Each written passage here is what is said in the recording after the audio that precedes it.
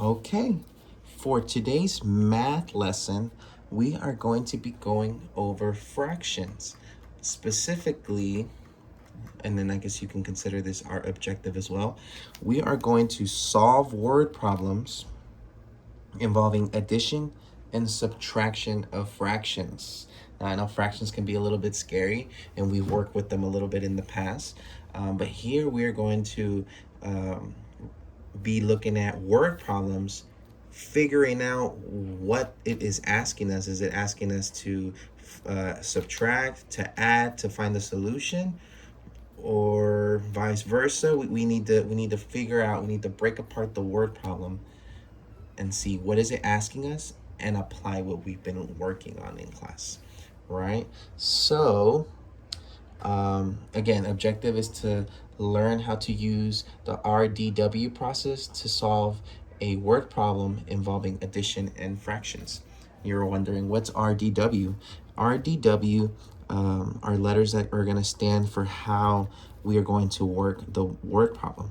So it's essentially kind of like a template, something for you to follow to figure out a word problem and break apart.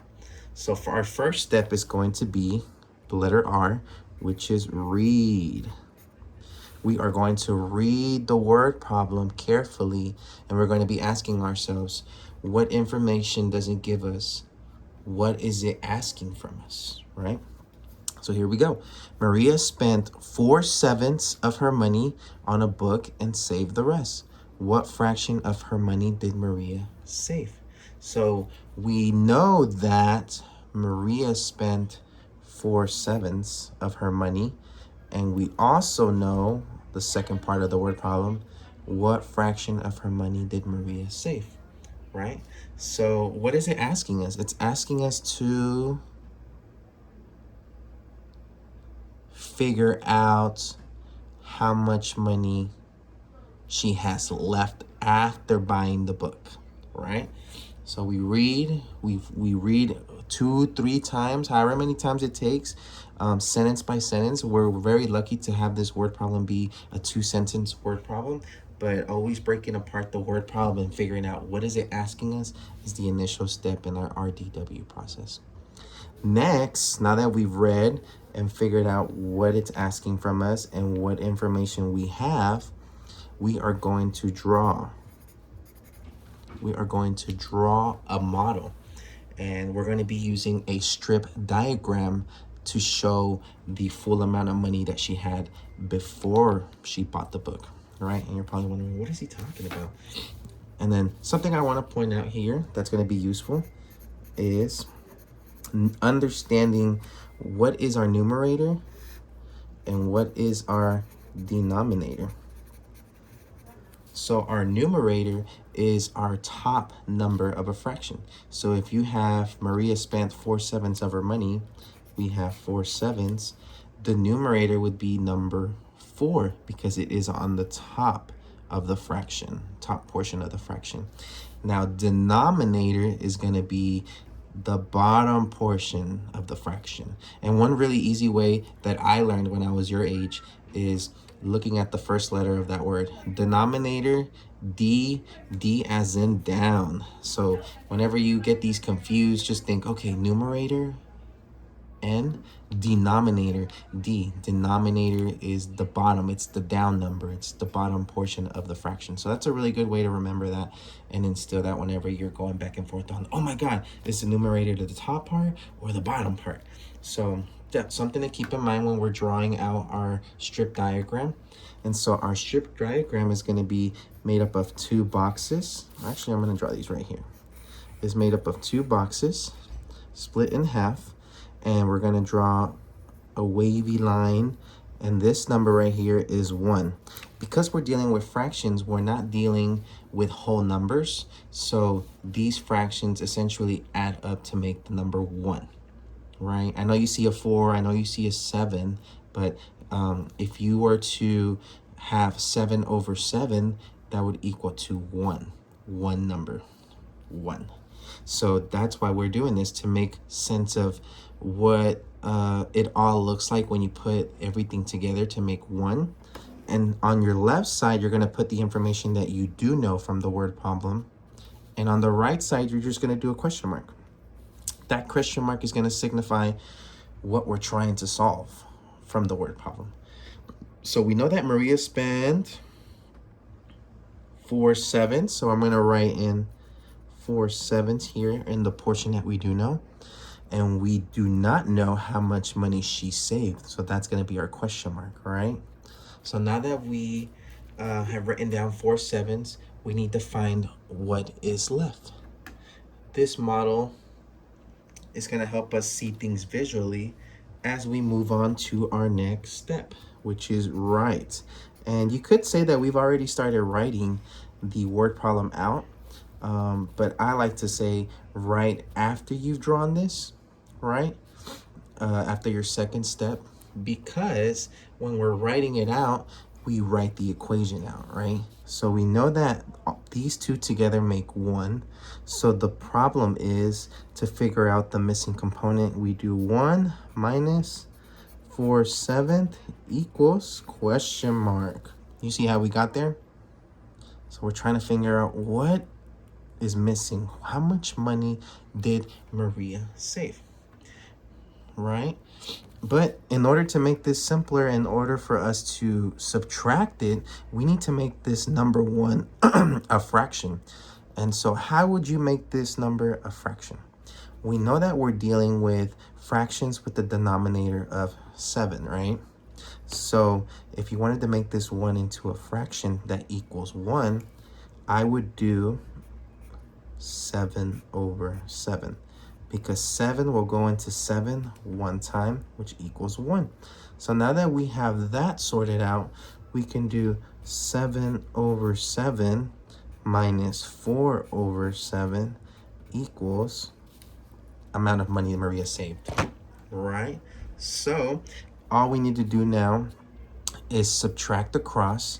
And whenever we are subtracting, and I'm going to write it down right here. Whenever we subtract,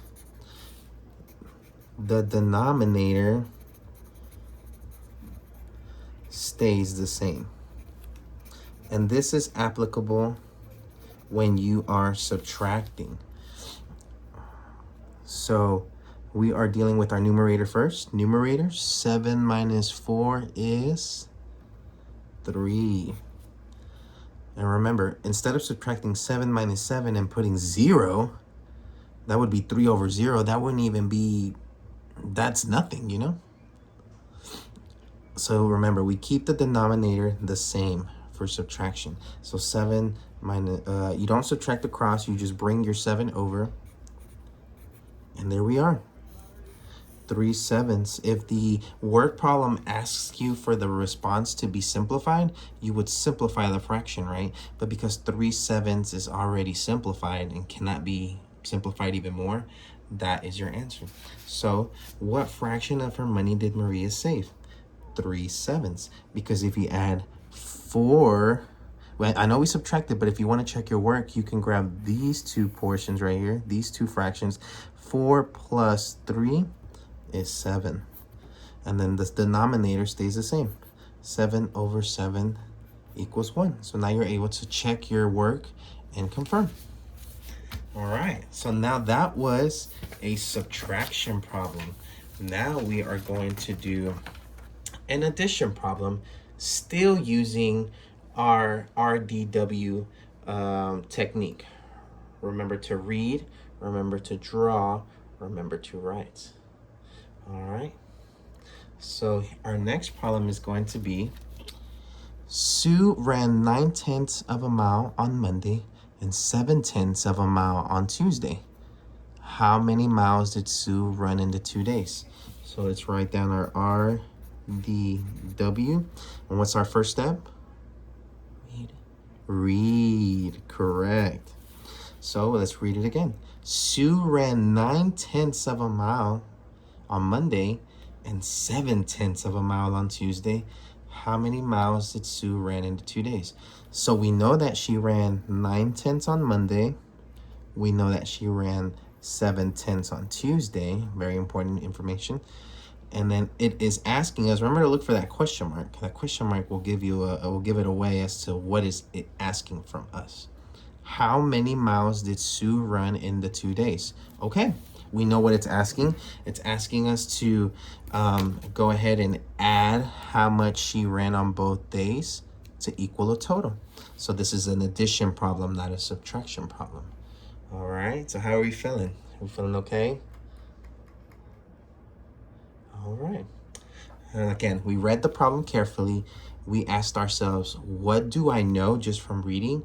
What is the question asking me, right? So let's write this out. On Monday, she ran 9/10 of a mile. On Tuesday, see how I'm writing it out? She I can't talk. She ran 7/10 of a mile, right? Our next step is going to be to draw. Next, we draw the model. Again, we're going to be using a strip diagram because it helps us see the parts and the whole. So we're able to draw a square divided into 2. We're going to draw our vignette that combines together to make 1, right? And so here we are. So now we are going to do our first portion, Monday, which is 9/10 in 1 square. And in our second box, we're gonna put what we know for Tuesday, which is 7/10. And then I made a mistake. I wrote a number 1 here. But instead of trying to figure out what's missing in our box here, like we had with our last word problem, we're actually trying to figure out what the total is together. So 2 things coming together to make this the total. It is, again, asking us to add, right? We're trying to find the total. Now we are going to write our last step in our RDW process, write the equation. So now we're gonna come over here where there's more space. We know that it's 9/10, so 9/10, right? Plus, because we're combining them together to come up with the solution, plus what she ran on Tuesday, which is 7/10. All right, and then remember, don't forget, you got your numerator and your denominator right here. So first you're going to go across on the numerator section. So on your numerator section, you have 9 plus 7, which is 16. And then instead of going across on your denominator and adding 10 plus 10 equals 20, you are actually going to keep them the same, just like subtraction. So when you're adding and subtracting, the denominators always stay the same when you're adding across or subtracting across. It's going to be a little different when we start division and multiplication, but we'll cross that bridge when we get there. For now, we're going to keep it the same, 10. And then in class with Mr. Allen, you guys talked about how the denominator is normally a larger quantity or number than the numerator. But in this situation here, the numerator, top part, is bigger than the denominator, 16/10. So we are actually going to simplify that. And so we're going to draw a couple of lines right here to be able to break this down into a fraction or whole number or both. That will make a lot more sense. So we know here that 10 can go into 16 one time, right? Because if we try to put 2 10s inside of 16, that's actually 20. So we know that it'll go in 10 times. So you do 10/10, right? And then now what's left, right? If you subtract 16 minus 10, what do you get? You get 6, right? So the number 6 would go on this portion of the fraction. And again, denominator stays the same. So if you add 10/10 plus 6/10, your answer is actually going to be 16/10, right? So now that we've broken this apart, we know that 10/10 equals 1. So we have our whole number because the numerator is larger than the denominator. And again, we're going to add across. So we're going to add right here these 2 fractions. So 10 plus 6. Oh, no, I'm so sorry. Now that we, oops, sorry, guys. We make mistakes too. Now that we've taken care of this whole number here, 10/10, we have 1. And then what's left to add on to our whole number is 6 over 10. So 1 over 6/10. So there we are. Here is our answer. And there you have it. So last, I checked that my answer makes sense, right? You have 9/10, which is almost a whole mile. 7/10, which is also close to a whole mile. So my answer should be more than 1 mile, which it is. It's 1 mile and 6/10. Now, the word problem here itself didn't specify whether they wanted the answer simplified, but let's pretend like it did, or it does. So now you have, this is your answer, and it is correct, but if the word problem asks you to simplify that, you're going to take your whole number and put it to the side, right? To the side. And we're going to be dealing with 6 over 10. And here we go. So we're going to simplify this. What's a good number that goes into 6 and 10? So we know 1 does, but that doesn't help us. What about 2? 2, 4, 6. 2, 4, 6, 8, 10. Okay, 2 works. Let's check 3. 3, 6. Okay. Does 3 fit into 10? 3, 6, 9, 12. No, it doesn't. So we're going to stick to 2. So we're going to do 2. 6/10 divided by 2. And what number do you multiply times 2 to get 6? 2 times blank equals 6. That would be number 3. And then again, what number do you multiply by 2 to get 10?